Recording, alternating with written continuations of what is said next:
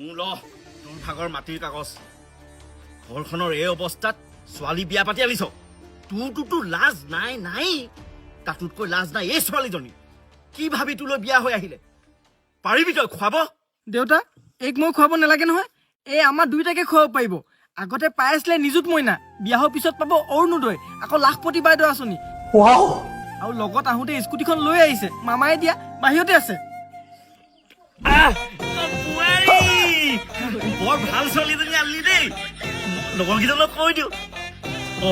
পিছে মোৰ ৰিচাৰ্জ নাই নহয়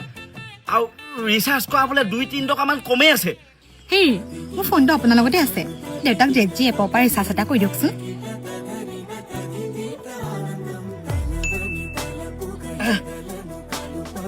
ঐ সোমালেইছো ঐ জেজি ৰিচাৰ্জ এপ কি হয় জেজি ৰিচাৰ্জ এপত আপুনি কোনো কনভিনিয়েন্ট চাৰ্জ দিব নালাগে উল্টাই আপুনি